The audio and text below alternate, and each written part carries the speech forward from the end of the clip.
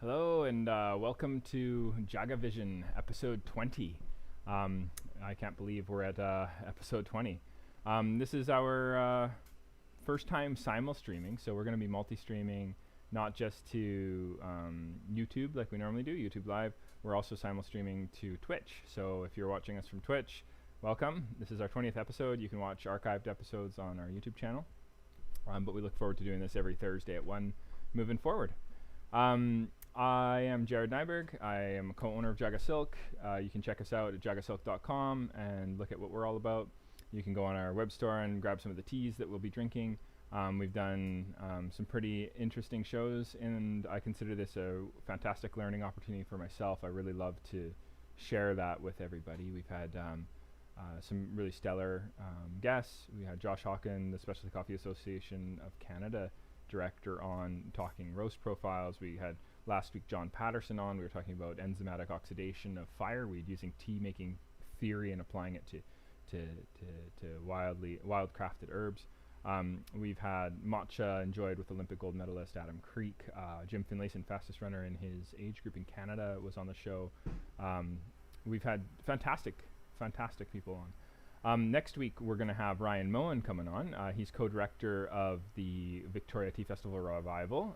That's a charity that I'm also co-director of. We had planned to do a tea festival in August, but initially in March, and the pandemic hit and had to get called off. But we have some exciting news for you next week, so I hope you tune in. 1 o'clock Thursday. For now, we're going to have our guest join us at 1:20, and I'm going to do what I always do, which is I'm going to make a tea that I've never had before. So, with pu'ers, which is what I'm about to make, generally speaking, we really want to work with a cake that's aged for at least 10 years. This is a really young show pu'er, so I'm expecting it to taste really bad, and I'm hoping that it doesn't. I'm going to throw in 5 grams of tea. I'm going to brew this Gong Fu style, so I'm going to do just short flash infusions with a lot of that's proving really frustrating. Of course that would happen. Hold on.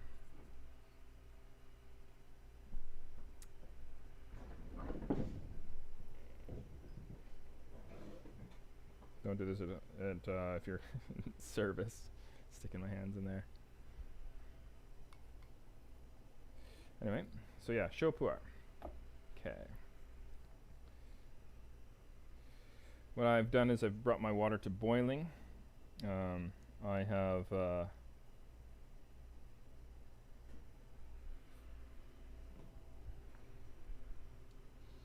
interesting dry aroma there. My goodness, it smells like, what does that smell like?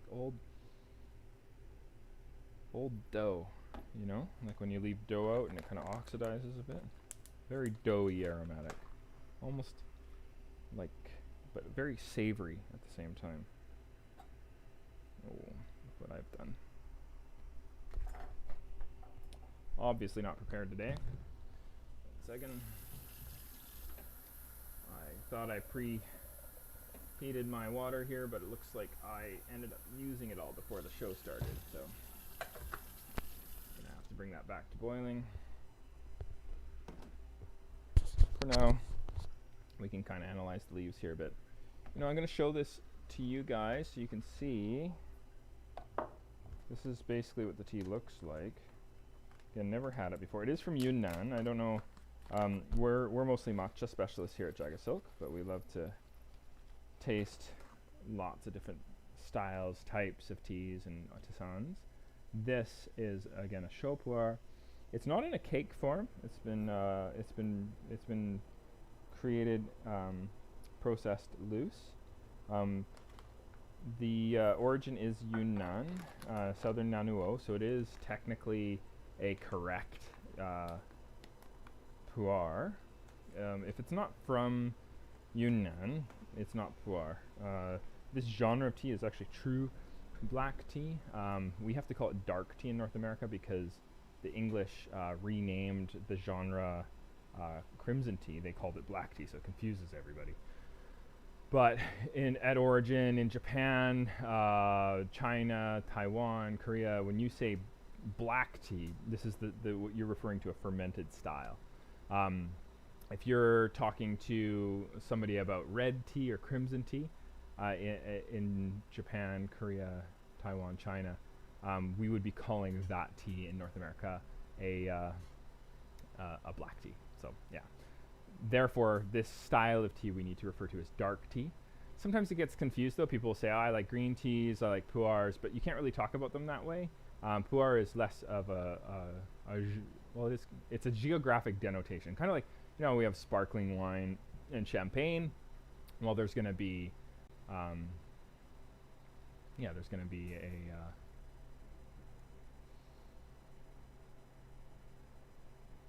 a requirement that it comes from a particular region, and that has to be southern. Nanuo, Yunnan. So, yeah. Yeah, that's smelling really nice. It's kind of dusty. I'm going to give that a little bit of a rinse. Open up those leaves a bit. You just need to kind of lightly submerge the leaves in the water. That should give you everything you need in terms of a rinse. Pour that down the sink. And I love smelling it again after you've kind of gotten a sense of the aromatic. Yeah, it smells like forest, mushroom. Yeah, fascinating. Okay. So hopefully that's gonna be a good tea. I normally, again, if it's a 2019 harvest, you only want to start drinking a dark tea or a true black when it's at least 10 years old. You really want to give it time for the mold to really define the character of the tea. You really want it to do its magic and bring out some really beautiful flavors. When you are drinking it, oftentimes you'll be cutting from a cake. When you do that, try and take a little bit of the edge and a little bit of the middle. You don't want to just drink all the edge first. You're gonna not have as nice of a long-term engagement with it. You can age your pu'ers until they're hundreds of years old, really. So if you can take on somebody else's pu'er collection, you're a lucky person. It's nice to have a teapot that you devote to a particular cake, but you don't have to. We've spent some episodes talking about how important it is, though, to really dial in your teapot to your tea. I had a very fun episode with Mackie Sander. I encourage you to check out on our archive shows. And I think there's an interesting sort of shared theory there with water and how it affects things. So like when you have an unglazed teapot, how that's going to change and affect the end flavor of the tea. And when you have a carefully manufactured water, and how that's going to affect things as well. There you go. That looks really rich and beautiful. I'm used to drinking pu'er cakes. I rarely have them loose like this, so I don't often get a lot of color or flavor out of that first infusion. So let's see how that goes down.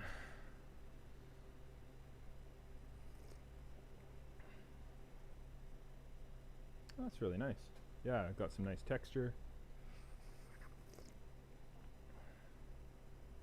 Good body.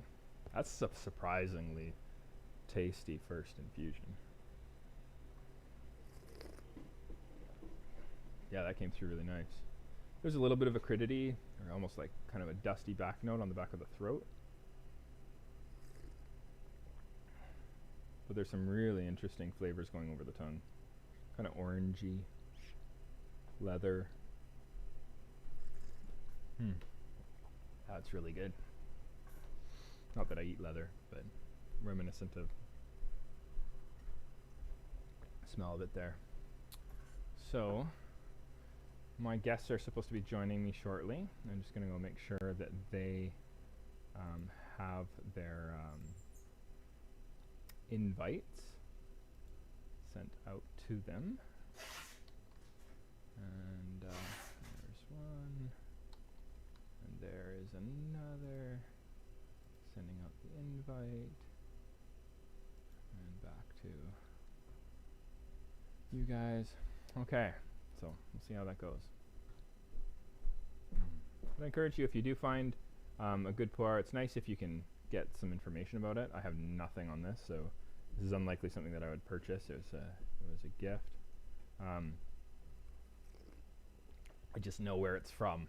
I don't know the year. I just assume that it's current. I don't know the farmer's name. I know nothing. So yeah, I would never sell it, but it's interesting to just try these random teas and see, because I think I have enough information that I could hunt that information down. We like to buy from the farmer whenever possible, so I don't know if I would go for this, but yeah, it's really interesting. It says Old Bush Pu'er. I assume that means like a heritage cultivar or something like that. Num num. Okay. So my guests are a little bit late. Gonna see if they're having an issue. Okay.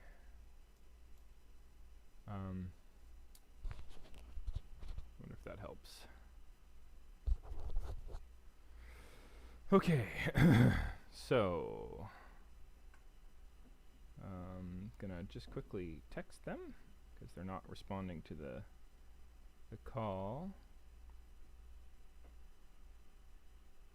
And hopefully they join us soon.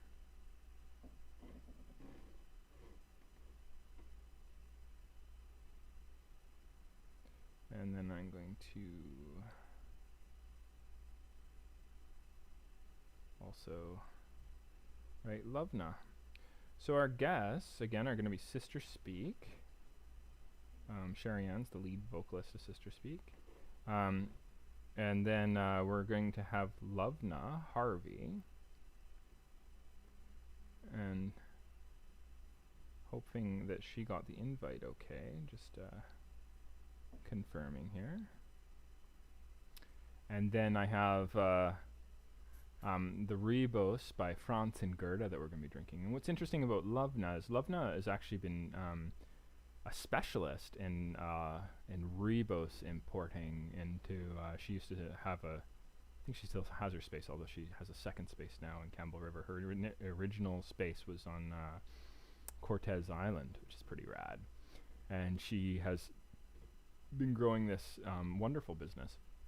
And she was going to be coming to the tea festival as well. We think she's amazing, and I am very excited to have her on. She should be joining us shortly. We'll learn a little bit about what the Gathering Place is all about. We'll talk about our shared enthusiasm for Rooibos. We'll talk about its relationship with Camellia sinensis a bit. See what happens. Okay. So I'm going to try a second infusion here.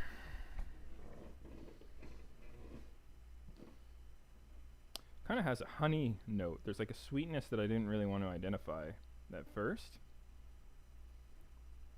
You know, Jaga Silk, we started with matcha, and we only ever, like, we basically only did matcha for about 5 years.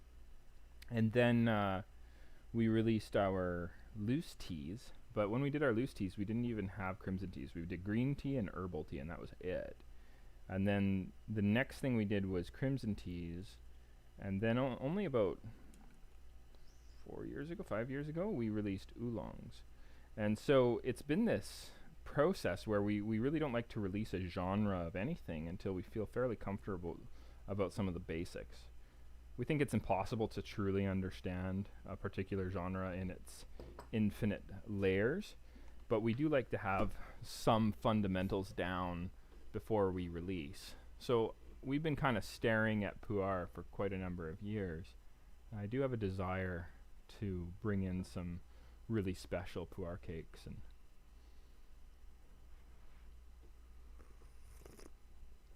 but yeah, I want to make sure that I I have some basic fundamental understanding. We had a lovely time talking to the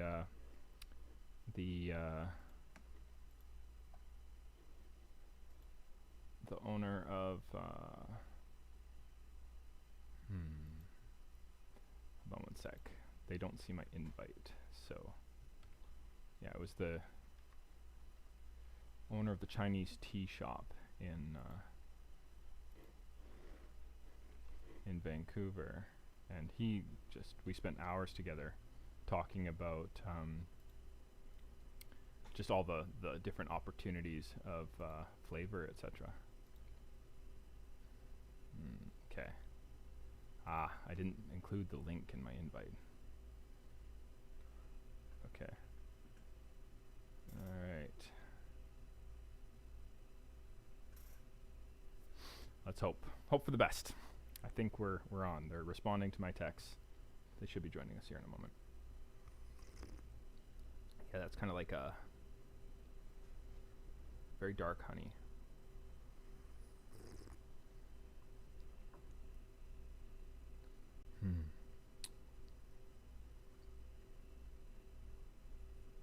Can you look again? Let's hope. Hope for the best. Buckwheat honey. That's what I'm tasting. Buckwheat honey. Yeah. Buckwheat honey, mushroom, kind of like a chaga mushroom. Oh, that's lovely. What a lovely tea. And the color is looking actually a lot like the Rooibos that we're going to have. I don't know if you can see that okay, but kind of brackish. Really nice kind of dough and spice aromatic. Fascinating stuff.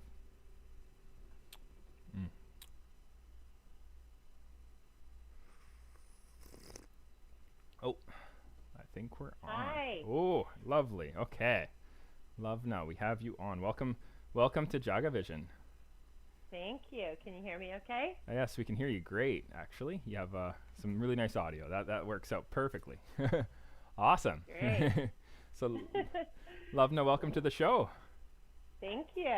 Sorry about the little bit of, looks like in my invite I forgot to paste the URL, so there was no link for you guys to connect with, and that was what was going on. So, but we figured it out. Is your sister's joining us as well? She'll be joining us as well. Yeah, I think I'm gonna double check. So sent the link again. Well, I shouldn't say again for the first time. Okay. Hoping for the best. I sent her a response to the email, and we'll just do what we can. So yeah, again, welcome. This is actually, if you can believe it, our 20th episode of JagaVision, which is pretty fun. Been doing it every week. Amazing. And I really appreciate you coming on. We met, I don't even know how many years ago now, but at least 10 years ago, I would say. It's been a while, no? Like, I mean, it's not like we hang out all the time or anything, but we've been in the same industry, and whenever we do meet up, I think that there's a sense of shared values and the ethical component of how we want to run our businesses, and there's the small business ownership conversation that I feel that we really have great dialogue on, and you've been a great resource for when we've been looking at, changing our packaging and having a discussion about that, or when we're talking about what's the best Rooibos out there kind of thing, and etc. Right? So yeah, I think we first met at the Tea Festival in Victoria. The original one. The original one. Right. Okay, that makes sense. So we were at that ended in 2009, didn't it? I think it did. I think so. Yeah. Yeah. All the years blend together. All I remember is my children were much smaller at the time. Fair. Yeah, I actually don't know how old I am anymore. It's all blending into sort of one blurry dream, but yeah. But I'm a 1982 baby. I tell people I have no idea what that means, but there you go.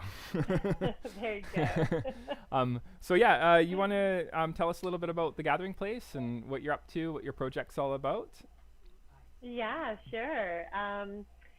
So Gathering Place Trading, we founded in 2003, and we basically started with the Rooibos. The Rooibos was our very first product. We were traveling in South Africa in our camper van, and we got lost, got directions, ended up on the doorstep of our Rooibos tea farmer.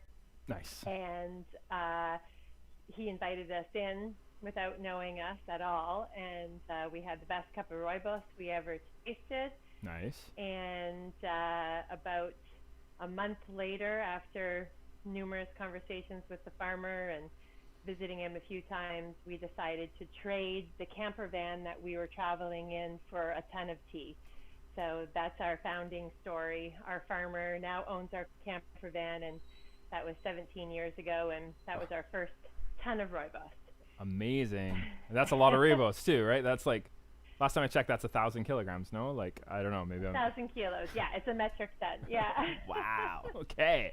That's awesome. Yeah. And camper van, I kind of heard word of this story, and that's basically how it all started, and then you bringing that to Cortez Island, right? At the time? Yeah, so we were pretty nervous about bringing a whole metric ton, so we brought just 200 kilos to start with, and then started selling the Rooibos. Over time, we wanted to make a Rooibos chai. We were disappointed with the spices that were available on the market. A lot of people, couldn't tell us what's the country of origin, where did this come from, when was the harvest. No one knew that kind of information back in the day. And so we then set out to find spices directly from India. We found an amazing small-scale farmers co-op in the south of India, and then we started to import a whole line of amazing organic spices, making Rooibos chai, and then selling those spices individually. And then slowly over time, on our trip back to South Africa to visit my husband's family, that's where he's from, we found dried pineapple and dried figs. Which and I have had. So good. When I see them in the supermarkets, I'm like, oh, yeah, Gathering Place dried pineapple. That's like my snack of choice. It's pretty lovely. Yeah. Awesome. Thank you. Yeah, but with all of our products, the kind of the company pillar that represents sort of the thread with all of our products is that they're all farmer direct. They're all from farms that we know have incredible integrity. We've inspected them ourselves. We really care about how the farmer treats the earth and his or her people who work there, and so all of those things, the fair trade principles, are really integral to how we source. And so we only bring in the very best, the things that we would want to feed our family. And so we're a homesteading family from Cortez Island. That's where I am right now. In my kitchen, surrounded by vegetables that need to be processed. Nice. Is that a wood fire stove back there? That's with our wood cook stove, with my steamer juicer and my canning pots on there. And so jealous. Yeah. That's awesome. Living the dream. I'm sure it has its own challenges, but man, that looks amazing. Cool. Yeah, thank you. Yeah, but that's pretty much our story. Our other company pillar too is that we won't import anything to Canada that grows in Canada. We never want to compete with Canadian farmers. That's an interesting thing. So our whole line of herbs, culinary herbs, are Canadian grown. So that's like the oregano, thyme, marjoram, dill, basil, parsley, sage. And then we grow the bay and the rosemary right here on our farm that we sell. That is so Canada. Awesome. Yeah, super amazing. Which I'm sure is also another challenge. I mean, we work with some pretty awesome herbal tea farmers in northern Alberta.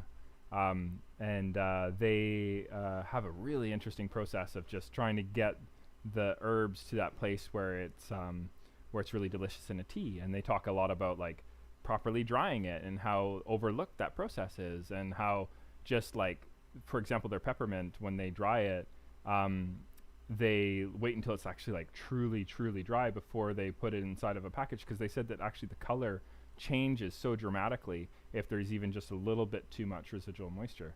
And so I assume it's gonna, even rosemary seems like it'd be a little bit more hardy, but I'm sure that it's also interesting to try and keep it as aromatic as you probably want it, and in a good place. Hey. Yeah, absolutely. Cool. And it looks like Sister Speak has joined us. So hello to Awesome. Sherry Ann. You're tuning in. Can you hear us okay? Hello, Sherry Ann? I don't think. Oh, there she is. Okay, awesome. Welcome to I have no volume. You have no volume. Uh-oh. Can you hear us? Weird. Okay. So I think she's going to be... You all we can hear you. look beautiful and handsome. I Okay. So lovely, as I was telling you. Try this again. For you. Okay. She thinks she's going to rejoin. Okay. It's been interesting, Lovna, I have to tell you. Having JagaVision going and learning as we go and making our mistakes and trying to figure out the whole like digital side of this to make this happen has been quite an interesting journey for sure. But yeah. Yeah, I understand. I was just thinking, I'd love to when she comes back on. Is she your actual sister? She's my actual sister. Yeah. No, she's she's a career musician. She's a real sister. She's her band name is Sister Speak, which makes things a little bit confusing for me. But the band it's actually her recording alias, and we have been tea sponsors for them for like 6 years. So. Oh, that's so great. Yeah, it's lots of fun, and she's been almost embarrassingly active with promoting Jaga Silk, so it's been really sweet. And we have, it's a great relationship, and she comes on the show every week, and it's been tons of fun. So yeah, I just wanted to talk on the points that you brought up about origin sourcing, etc., and just how like I really share that. Mew and I really value that. Working with people that I borrowed this from my friend Pedro at 05, who was on the show, but like working with farmers where there's dirt under their fingernails, like there's the suit and tie farmers who kind of like call all the shots and kind of sit back and don't really know what's going on or do much. They just kind of watch the Excel sheets. And there's farmers that are really involved, and they're actually tilling the earth, and they're actually able to answer the more detailed farming and production questions that you might have. And it's immediate. You can tell if it's like, I'll go check my books and get back to you on that. It's really different than if they're like, like this is something that I grew up knowing how to do, and that I want to, that I can easily answer these questions. And I love that kind of dynamic because I don't know, it builds a sense of realness, right? We're bringing in these teas from, or in your case, herbs and spices from across the globe, but it really makes it feel more close to home, like with that detailed. The details of the connection. I love the term glocal, right? It's a very glocal development that occurs, and I love that. So yeah, really. Yeah, I agree. There's a great expression. The best fertilizer is the farmer's footsteps. Nice. Okay, I like it. Yeah. All right. That's awesome. Oh, welcome back. Can you hear us now, Sherry Ann? Yeah. Excellent. I can hear you. Only when my headphones are in, so I hopefully it works better anyway. Yeah, no, that's great. Okay, so welcome to episode 20. Thank you for the invite. I love you. Sherry Ann, this is Lovna. Lovna, this is Sherry Ann. Lovna, hello. Hey, I totally want to check out your music now that I've learned about you. Oh, cool. You want to tell Lovna a little bit about, and our viewers, I know you do this almost every show, but maybe a little bit about what Sister Speak is? Yeah, it's a music project, and I play music and work on music and sing and play guitar. I have a band. Half the band's in California, half is in BC, and kind of split time between both places, but now I'm mostly here with everything going on. I'll be here for a while. But yeah, just love playing music and touring. It's my passion. Yeah. That's awesome. Have you guys been practicing like virtually since this COVID situation? Well, you can't really practice like together virtually without actually being synced very well. There's like timing issues with the distance, but we'll work on something probably this fall for like in terms of like recording something or something. Yeah, that's the goal. It's at a distance, Nice. more like recording our parts separately, but people do that anyways on studio albums all the time, so I think it could Yeah. could work really well. Yeah. Just eat. I'm just eating a banana at the same time. Cheyenne is fresh off of her show. She does a live performance at noon every Thursday on Nice. she calls them the back porch sessions. So anybody watching us right now can go check out archived episodes on YouTube. Do you have it on YouTube, your archived episodes? And also on your Patreon. Patreon. Yeah. Right. Goes to patreon.com/sisterspeak and you can check her out there. So Lovna Cheyenne is a Rooibos specialist. I consider her very much my Rooibos sensei. So she's answers lots of detailed questions about production for me, and she's a lore of knowledge when it comes to that. She's been spending. How many years has Gathering Place been in operation? We've been in operation 17 years and importing from the same Rooibos tea farmer for that whole time. And amazing. Wow. We like to think that we know most of the players in the Rooibos industry in South Africa, or at least have, heard of them. It's a very small region geographically. Like the whole Rooibos growing area is about 200 kilometers square radius area, and that's it. That's the world production of Rooibos. They've tried to grow Rooibos in other countries and it won't grow, other locations within South Africa and it won't grow. And so it's very, very specific to the ecosystem of the Cedarburg Mountains in South Africa. Right. If it's not from Cedarburg, it's probably not Rooibos, right? Like it's definitely not Rooibos. It has to be. It has to be. Have you? It's interesting because there's apparently a genealogical similarity between Rooibos and broom. And broom you could potentially cut and work with, like you can drink it as a tea as well. Apparently, it'd be interesting if one were to apply Rooibos production techniques to broom. I think it would be it'd be an interesting opportunity locally. Hey, like I don't know, but no. That's interesting because definitely we've often said that the closest plant locally here that looks like Rooibos is Scotch broom. Interesting.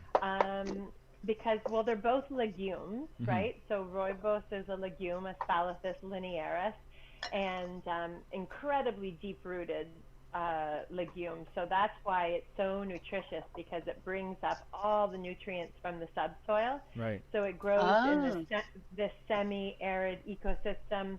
Roots go really deep. You're getting magnesium, zinc, phosphorus, potassium, just so many trace minerals, 17 known antioxidants. One of those is quercetin, which really is in few plentiful. It's an antioxidant that's only plentiful in a couple of other plants, like quinoa is one of them. And quercetin is antispasmodic, and so among other good things. So one of the main historical home uses of Rooibos in South Africa has been for colicky babies. Right. So it's always been a remedy for, like an upset tummy, calming and soothing. And it's totally safe for pregnant women, breastfeeding women, for babies, for everybody, because it's just very nutritive and no stimulants whatsoever. What a friendly tea, hey? Like I often, when I'm talking about Rooibos to our clients, I'm often talking the breathing conversation, also like the zinc that's in it and the iron in it. It's really good as a balancing out your hormones, right? Like it's good for moods too. Like if you're a little bit, you find yourself you're a little bit moody, drinking Rooibos is really good for helping level it out, right? And bring you back to a place of balance. So it's such a fascinating medicine, as well as a delicious tasting tea, right? So what is I love having. So last week we had John Patterson on from Requiem Naturals. I don't know if you've met him. You would have met him. I haven't. You would have talked to him, I guess, when through the tea festival and the sort of communication. He was really helping with the vendor outreach. Okay. But he wildcrafted spruce and fir, etc. And he he wildcrafted fireweed with his father, and working closely with local First Nations to have a sense of sort of ethical responsibility, and he's been applying tea making production methodologies, this enzymatic oxidation, essentially letting the plant sort of change color after it's being harvested. He also experimented with like spraying it with some water, which I remember from our conversation about Rooibos that was interesting. And he basically made an oolong version of fireweed. And my understanding of Rooibos is that the Dutch, way back in the day, applied oolong processing techniques to Rooibos to turn it into this tea that we have today. Is that true from your research, or is this just some sort of myth that I read? Or also maybe you could let us know a little bit about the how Rooibos is produced. Yeah, absolutely. So no, as far as I know, so Rooibos has always been around South Africa, right from the earliest historical data, which is the San Bush people, the Bushmen of South Africa who lived in that region. And so Rooibos to them was, this like miracle plant, right, that just grew naturally in this semi-arid location, that when they harvested it, pounded it with like mortar and pestle or just with, rocks, and would leave it overnight, it would magically turn from green to red just in that very short overnight period. And then that tea, through that oxidization process, would become sweeter and tastier. And so then they would dry it.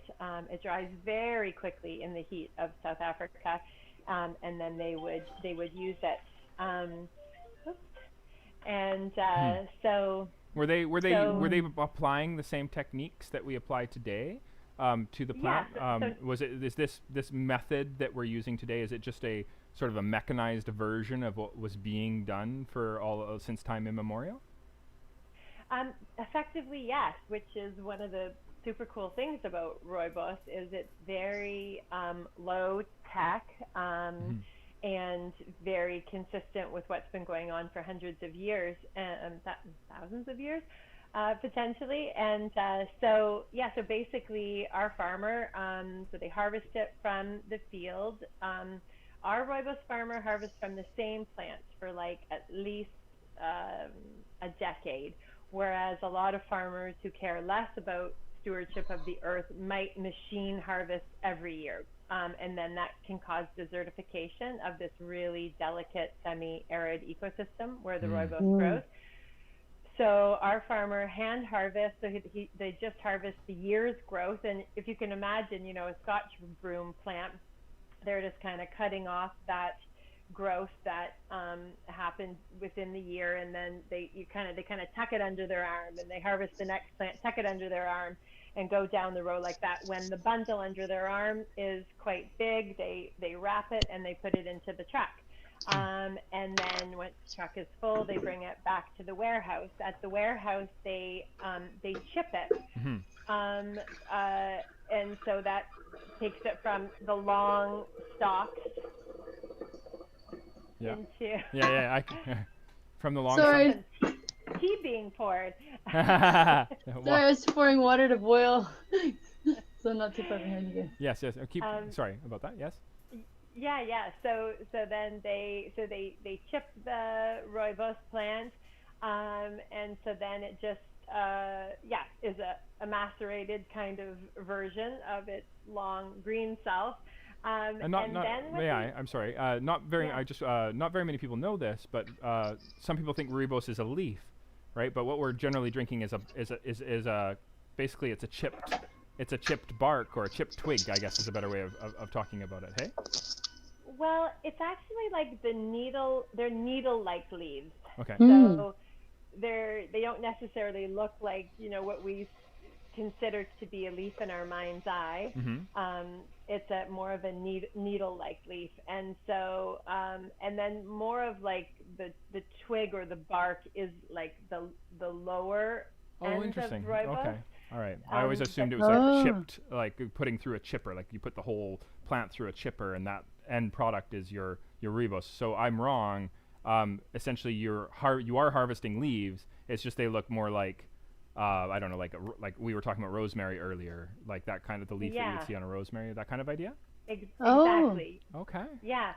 So there might be, like a little bit of the stem that's getting into the plant, but really it's just primarily these needle-like leaves.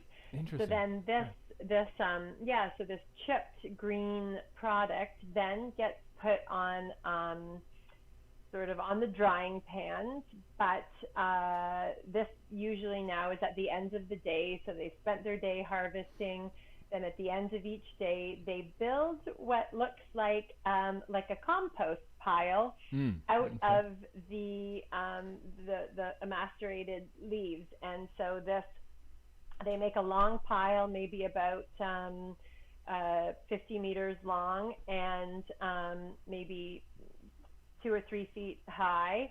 And then is this on tarps or is this on raised beds? It's on concrete. Okay. So they have a giant concrete drying pan where they dry the rooibos after the step that I'm talking about, and so sort of close to the warehouse they make this like compost pile of rooibos, and then they cover it with burlap sacks. Okay. But before they cover it with burlap sacks, they do something really surprising, or that we were really surprised by when we were there, is they wet it. They hose it down and they wet all of this tea, which we're thinking, why would you wet it? Don't you want to dry it? But this is part of the overnight fermentation, and so then they wet the pile, cover it with burlap sacks, and then they leave it overnight. So maybe it's 6 p.m. at this point. 6 a.m. bright and early, we get back out there, pull off the burlap sacks, and it's completely red. Oh, amazing! Like every piece of the rooibos has turned to red overnight. So that's fascinating. it's rooibos is nature. Once it's together in this pile, it ferments. Sounds a lot like Camellia sinensis when they're making crimson tea and they're allowing that propyl oxidase enzyme to do its magic, right? And what you're talking about there is often in the world of Camellia sinensis, they talk about single layer fermentation, where you have, it's used in yellow tea, where you put a blanket over top of the leaves while they're doing their magic, and it actually brings out even more interesting flavor compounds, etc.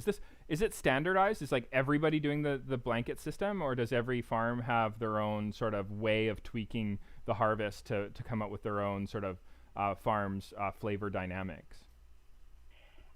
It is a fairly standardized process. I mean, I'm sure people might do it in, a little bit different ways, but generally that has been the way for, as I say, time immemorial, since, people have been doing it commercially. I wonder what they were using. I wonder if they were using burlap. Obviously they weren't burlap sacks. I wonder what they were using before. It might have been. Right. Yeah. They may just not have covered it. Maybe the farmer just finds like a more uniform That's what I was thinking. if they cover it. Mm-hmm. But I think that back in the San Bushman days, they would just be leaving it in a heap overnight, basically. Or maybe covered some sort of leaf on top, like maybe there's some sort of like like a heaping of another organic material or something on top. That's really fascinating. Sorry, I interrupted you. You were. Well, that's okay. I was actually just thinking I was going to make myself a cup of tea. I was waiting. Yes, I was trying to find the good moment to do that. Yeah. Okay. Awesome. Yeah. This is the rooibos. And this is what we're using. Yeah, I have 2 here. I have a little bit left of the.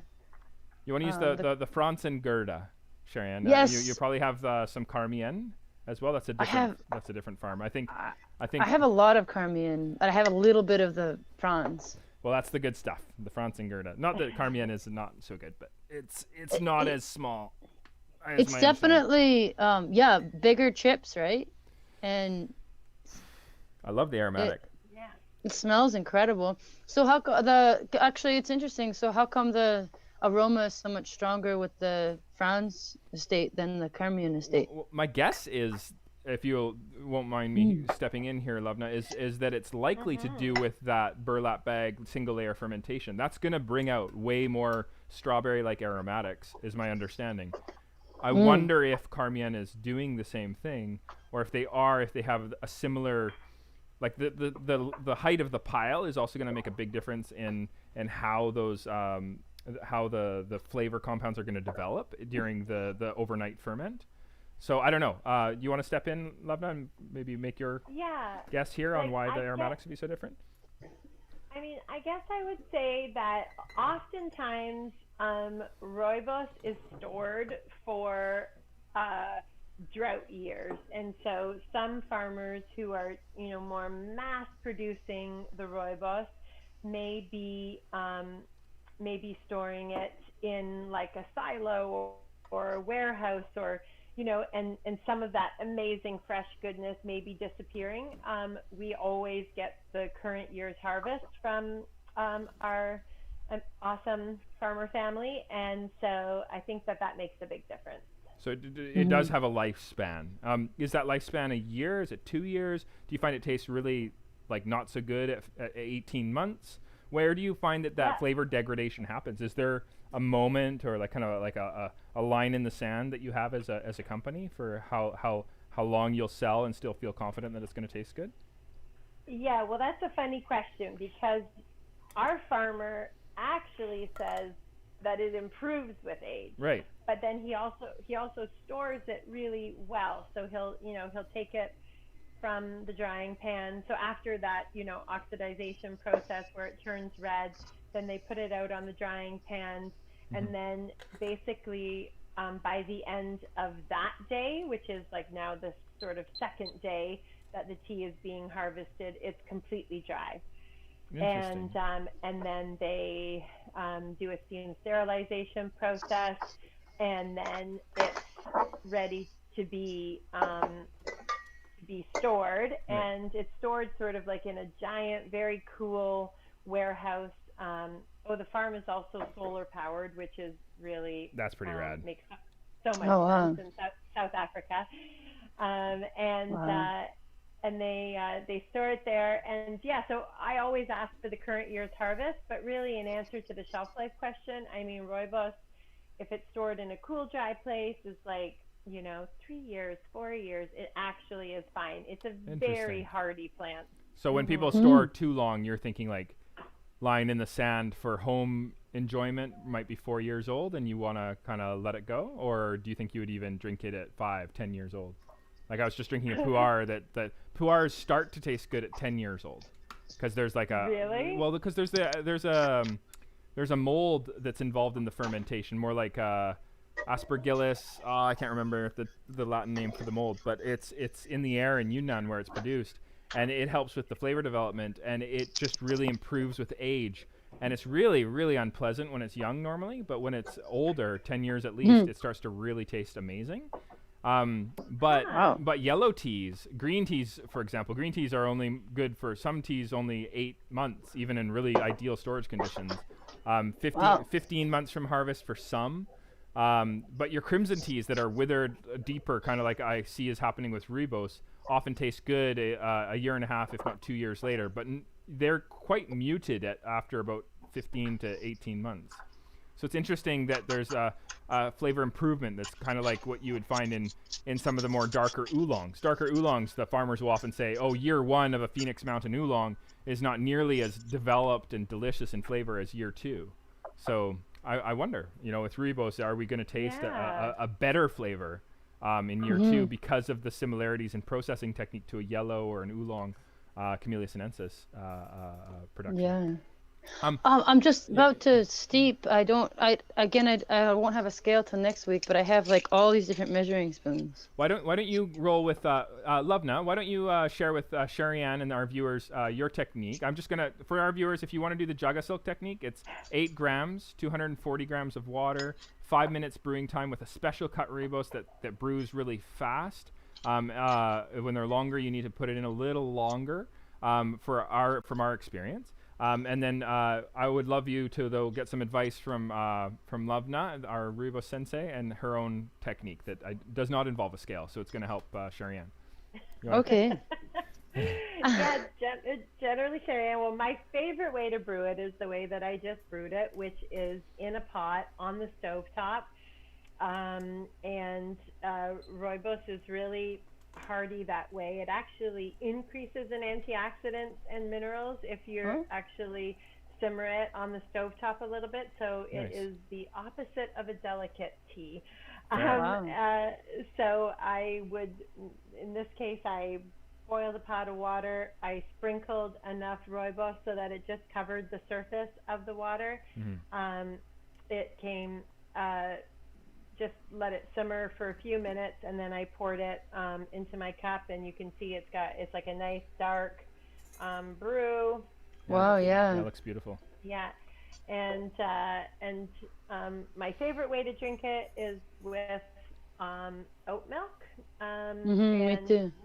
no sweetener, and it's just like an easy everyday drinking tea. So yeah, if you're making it, how are you brewing it?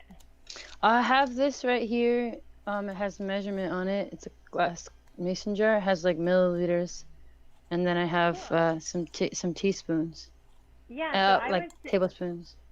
I would say like probably like the tablespoon measure second from the biggest. Okay. Yeah, I put one of those into your jar, and that would be That's a my teaspoon, guess. I think. Is it not? Yes. Yeah. Oh, tablespoon. A tablespoon. Okay. It's a tablespoon. Amazing. Okay. I So got a hate- tablespoon, Awesome. and then add some boiling water. Yeah. She likes to Maybe boil it like- on the stove, it sounds like. Yeah. Which is going to be different and probably a faster extraction than what I'm doing and what you're doing, which is a more right. we're kind of hanging out with it as it brews off of the stove. So this is the style where you cook it on the stove is often referred to as a decoction, and that is practiced actually. I don't Levna by ancient tea making had Camellia sinensis brewed that way as well, but of course Really? it tastes gross, so they stopped doing it. You would add. And what makes it taste gross? It's the polyphenols and the astringents. It just makes it super acidic and bitter, and there's just this kind of battery acid flavor that you get when you do this like stovetop tea making style. It would be covered with spices, like they'd actually put onions and garlic and butter and salt in with their tea. Wow. I'm talking like 1,000 years ago. And then it was actually the guy who wrote the Checking or the book of tea, the Chinese book of tea, who said, hey, we need to be purists. We need to just put in salt, that nothing else. And so that was revolutionary. Wow. And then they started milling tea. So that you could say that's like the first wave of tea they talk about. And there's a Japanese book called The Book of Tea that talks about it as like art movements. And the first movement was this boiled tea movement. And then the second movement was the milled tea. So they were like powdering all their teas. And this is where matcha finds its origin. And they were just milling everything. And then when the Mongolians came in and kind of took over in China, they wiped out a lot of culture. And then after kind of settling in and getting to a place where they were developing a more sedentary culture that was focused on art and performance, etc., they started to do this extraction style where you brew and then you pour out of the cup into your drinking cup. That's actually, that style that we drink today is actually only maybe 500 years old. Whereas the milled tea style and the way that you're making your tea there is a lot more ancient. And they all have, I think, a great reason for why they've been a part of our tea journey. And one is, in my opinion, not necessarily better than the other, but they definitely have their pros and their cons. And the way you're doing it, that's such a medicinal way to drink your tea. Like it just gets so much out of it and extracts so much more for your system, especially in a tea that has no tannin in it, or so little that you can't really pick up on it, that you're just not gonna, you could just brew. I like to put like 5 minutes plus on my brewing, because you can just leave this in here all day, right? And it's gonna taste great. Yeah. Yeah. Well, it's one of the beautiful things about Rooibos is, it never goes off, or you know, like, well, I mean, if you left it multiple days, yes, it would start to ferment in your cup. But like in the same day, basically, like there is no too strong with Rooibos. Right. You know, you can reheat the same tea later. If you do make it in a pot, you can put it in a mason jar and pop it in your fridge and have it iced. It makes an amazing iced tea. Just add a little bit of lemon, and well, while it's warm, I love to add a little bit of honey if I know I'm going to put some in the fridge, and have you know, a honey lemon Rooibos. Yeah, it just really is you can't go wrong. You can't screw up. Did I ever send you or share with you a bottle of Rooibos that we used for kombucha production? No. It was really good, because really what we've learned through our sort of empirical interaction with kombucha is that it's a lactic acid and a acetic acid bacteria that are kind of working together to create a finished product, and neither of those bacteria are actually dependent on Camellia sinensis. The tea actually just adds to the flavor structure. It's not a requirement for its for the SCOBY to develop and for the brew to finish. And so you actually, once you realize that, you have so much more opportunity to play with different botanicals. And we love to do primary ferments only, where we don't actually add flavors later. We just work with this primary ferment. And we experimented with some Rooibos, we experimented with some honeybush, and we've made some really interesting kombucha with it. And it's just so, that maltiness and that really like, there's a cinnamon quality to Rooibos. And I was looking up some studies yesterday before, as I was trying to just build some questions, etc. But it looks like there's components that are in cinnamons. In cinnamon, like some of the medicinal components are also in Rooibos, which was really interesting, because that flavor, it's like very reminiscent of that. It's quite interesting. Blood sugar. Yeah, it would be, wouldn't it? It would be good for your like blood sugar. I think it's good for. Correct me if I'm wrong, but I think it's good for like if you get hypoglycemic. Like I have Rooibos when I'm hungry, but I need to eat, but I can't, and I will be able to in like 20 minutes, but it just helps for like a few minutes to just, you know, regulate. I think cinnamon does something like that too. Yeah, you're right. I think with the Rooibos, you would find that because of its mineral content, it's almost like you're having like an electrolyte drink, you know, because it's got the minerals, antioxidants. So, you know, when you're drinking it, it's definitely fueling and hydrating your body. Yeah, it's so good. Like, I just love the rich, silky texture. Like, I'm making it different from you, but I just use a lot. And I mean, a lot of what Jaga Silk is about is we, our major part of what we do is a wholesale supplier to cafes and cafes just can't do, well, the boiling water technique isn't going to work for them. Neither is a brew time that's too long. So I often have to say, like, my max time I have to work with is 4 minutes. And so how do I achieve that? And a big part of it has been accessing Rooibos and honeybush, which I like to kind of either have one or the other on my line of teas. Where it's cut short enough that there's more surface area for a faster extraction. But I wish though that we could have a system where, like, how long, like that didn't seem very long. Like, how long were you said just a few minutes that you're boiling your Rooibos on the stovetop for? Yeah, I already had, you know, the water had already come to a boil and I had shut it off, which is why I was, you know, why I said, oh, hey, I'm anxious for a cup of tea now. Yeah, fair. And so then, yeah, when I put the tea in, probably you're right. It was probably only simmering for, you know, maybe 2 minutes or something like that. But that is one of the joys of doing it in this way on the stovetop, is that it can happen very quickly. It makes your tea happen very quickly. And, you know, truth be told, I use a lot of Rooibos too, but I have a lot of Rooibos. You know, when you said, Jared, oh, you know, I would have sent you some tea, and I was like, oh, well, I've got a 20-kilo sack. Yeah. Wow. I figured you'd be okay. I was like, do you happen to have Rooibos in your home, Lovna? you know. That's Yeah. amazing. So, Yeah. question. Oh, sorry. Oh, feel free to. No, what's You up? were No, gonna go say something. ahead. Oh, so I was in South Africa for a few months, like maybe 13 years ago, and Mm. I really fell in love with rooibos, and I've been obsessed ever since. And the interesting thing was, I was amazed at how everybody raced to the cafe in the morning instead of getting coffee. Like, everybody would get rooibos pretty much. I thought Yeah. that was amazing because like there's no caffeine. So is it the electrolytes that really and the antioxidants that wake people up? Because it seems like it gives you a little boost.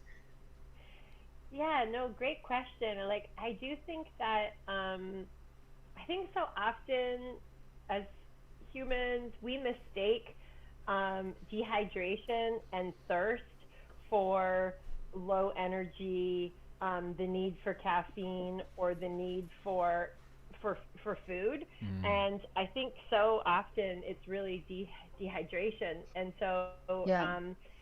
I just noticed like people in South Africa, they've constantly got the kettle on, they're constantly brewing rooibos.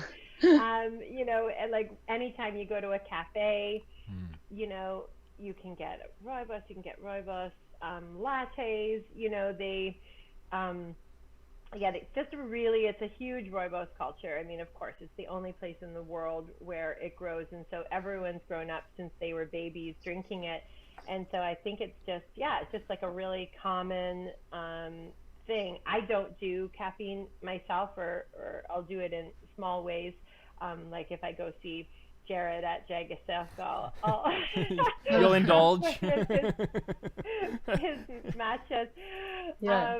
But and so for me, I just find that the rooibos, it is enlivening because you're really Mhm. hydrating and you're getting that great mineral and antioxidant Mm. boost. It makes a lot of sense. I often say that about kombucha. People are like, why does this kombucha wake me up? Yes, it has tea in it, but there's so little tea. It's like oftentimes 1/10 or 1/20th the caffeine that you would have in a cup of tea. So it's such a minimal amount. I mean, obviously depends on the recipe that you're using, but for us, it's hovering around there, and really the energizing element is, well, there's still some residual sugars, like we have, we use honey for the fermentation, etc. But there's going to be a big component of it is going to be hydration. You were thirsty, you no longer are, therefore you're going to feel energized. And there's just also a lot of trace minerals and interesting things that your body really seeks out and wants, and when it receives them, it's going to have this sense of attainment and give you a brief respite from fatigue as a result, right? So yeah, it makes a lot of sense that the reason why these people would be standing in lines in South Africa for their morning coffee is to hydrate. And also there's Morning rooibos. but there's also and there might be something we don't understand about it that has not been proven in science yet. There may be some sort of stimulant quality to it that we're just not aware of yet. Who knows? But very unlikely. It looks like there is very likely there's a lot we still don't know about rooibos. But I think that in terms of like, yeah, there's a lot of research done on this plant, and it seems to be quite safe for a wide range of people. And I don't think it would be if it was like a caffeinating or like really overstretching your nervous system. Do you know what I mean? Yeah. Hmm. Yeah. Yeah. Yeah, I was really interested just to go back to the kombucha thing because since COVID, one of my projects has been making kombucha. Oh, cool. Okay. And Oh, cool. yeah, which I'm loving. And but I was one of these people that was under the false perception that you needed the black tea, and so obviously I have a lot of rooibos.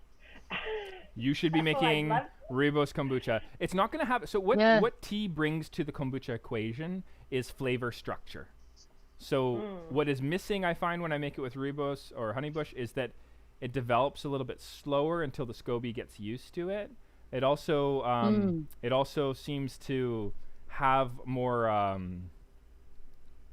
like more residual sugar for some reason. There might be some sort of a sweetness to Rooibos that is not in Camellia sinensis that kind of adds itself to the. Oh, you guys are gonna lose the video on me, but you'll still get the audio. The camera that I have running that shows you to me, it will disappear in moments, but I'm still here. So when it drops, we can have a verbal conversation. My viewers are still gonna see me, and they're gonna see you. I just want to give you that warning.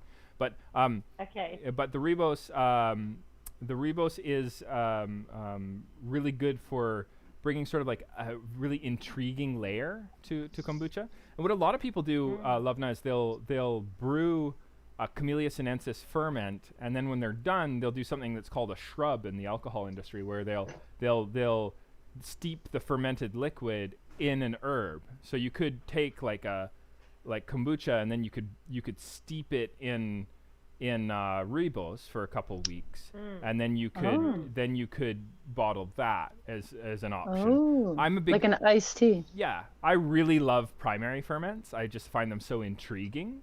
But the norm for sure in the kombucha industry is to make the equivalent to a shrub, where you're doing a secondary ferment, where you're adding these herbs after the fact. So you have a lot of options. Your SCOBY, there's a lot of kind of, I wouldn't call it false information, but maybe misunderstandings out there when it comes to kombucha. Another one is that Jun and kombucha, that they're like critically different, and that Jun requires honey and green tea for its success, and kombucha requires crimson tea, aka black tea, plus sugar for its success. The reality is you can develop the SCOBY. It's going to love what you're already giving it. It just develops a culture of appreciation and response to it to create something very dependable all the time if you use the same ingredients.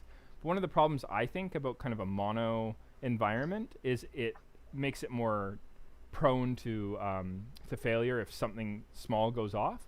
Whereas if you switch things up, switch up the sugar source, switch up the tea, I actually think you're making the SCOBY stronger. And so you can actually take a Jun SCOBY and you can make it with sugar. You can make it with honey. You can make it with maple syrup.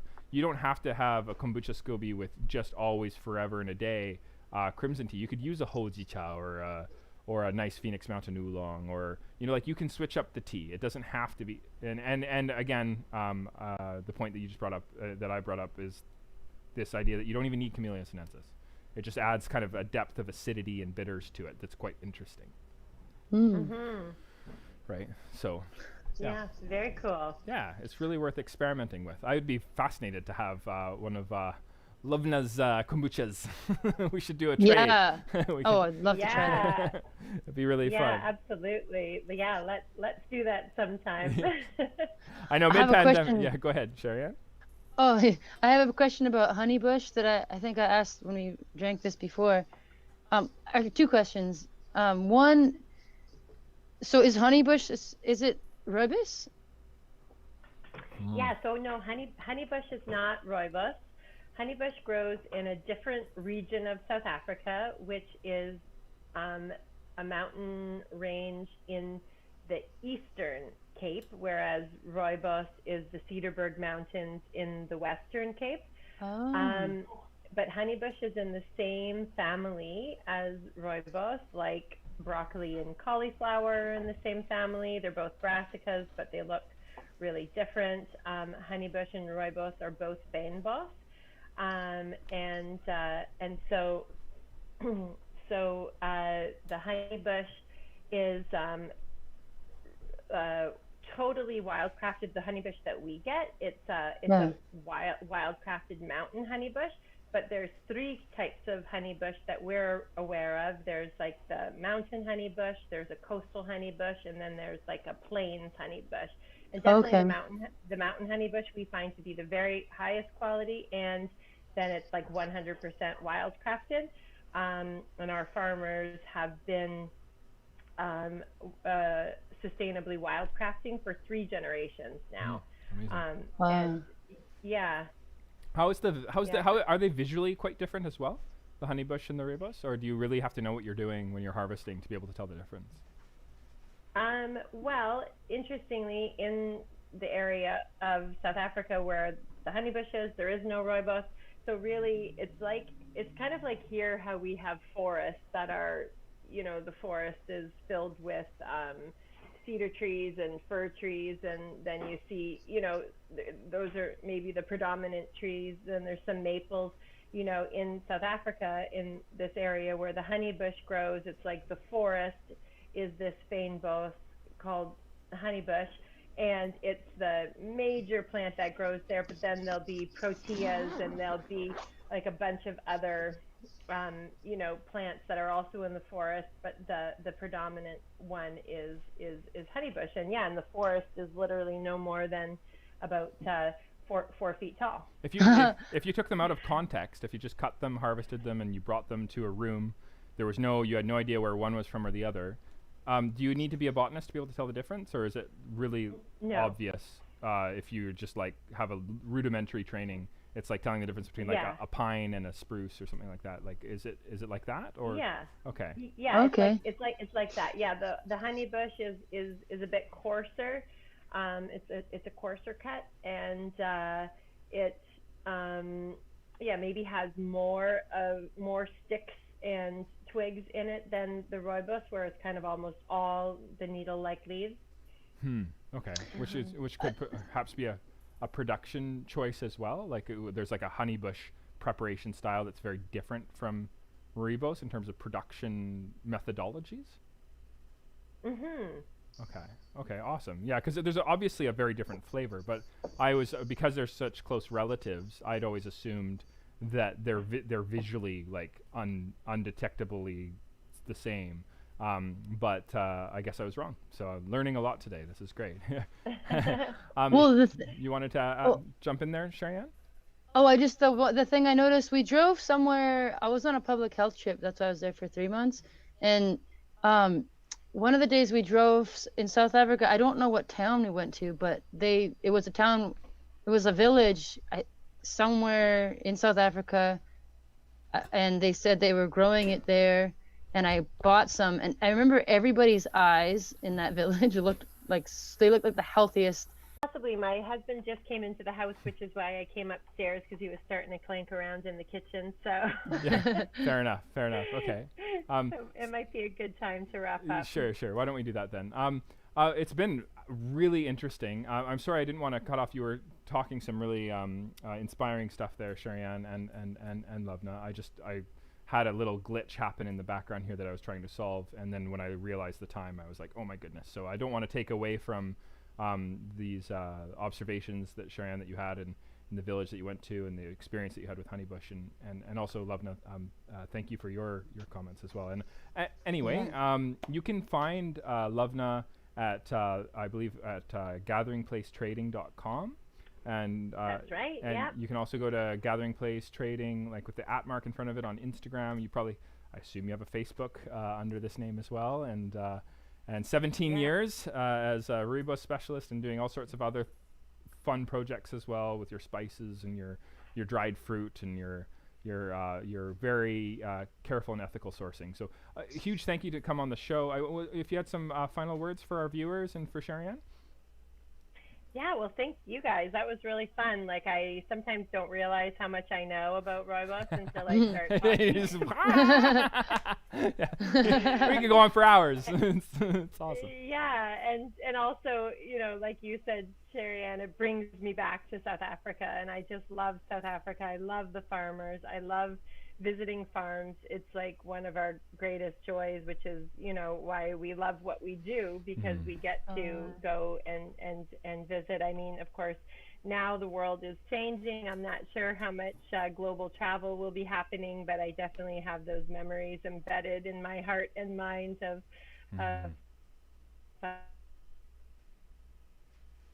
are you there? Did we lose you? Oh, there you are. Okay. We lost you for a moment there, Lovna. Sorry.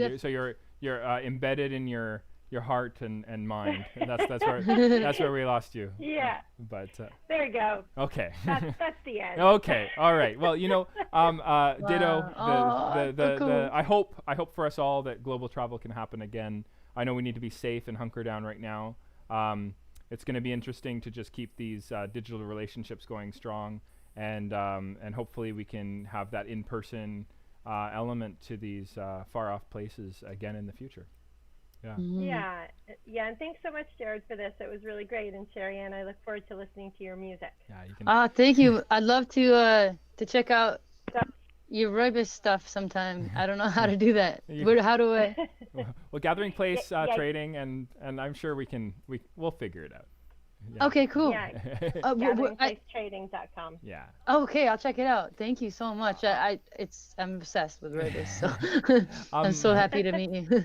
And thank you, Sherry Ann, as well, for coming on the show. A huge appreciation every week. You bring a really unique perspective, and we really appreciate it. And your music is beautiful. I encourage everybody to check out sisterspeakmusic.com. Go to patreon.com/sisterspeak and follow her there for her live shows every Thursday at 12 o'clock before our show.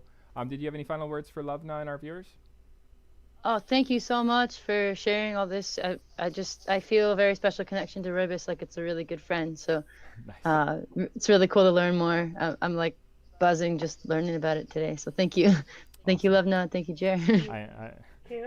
Awesome. Yeah, I know it's a very special tea to Sharon for a very long time. So it's been a joy having you on, Lovna. A joy having you on, Sharon. You guys have a wonderful day. Huge appreciation from the heart. I really learned a lot, and I appreciate this time that we've had. Okay, thank you. Bye. Thank you. Take care, guys. Bye. Bye. Bye. Okay, so that was Sherry Ann from Sister Speak.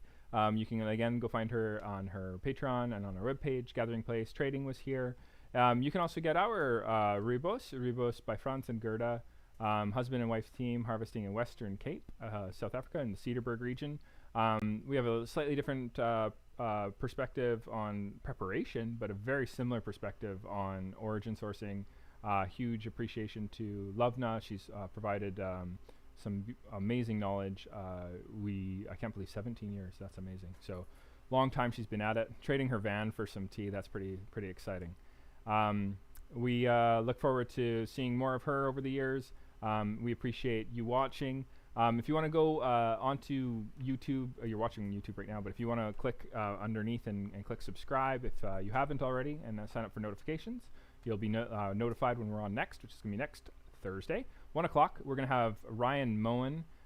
He's here, co-director of the International Tea Appreciation Society, of which I am also co-director, and we'll be having some interesting and exciting news about the Victoria Tea Festival Revival 2020. So tune in next week, 1 o'clock, Thursday. We'll be drinking a new tea, an Okumidori by an amazing farmer named Mr. Yamaguchi. So see you then, 1 o'clock. Until then, jagasilk.com. You can check out new shows and what's coming up next, and we'll see you then. You take care. Goodbye.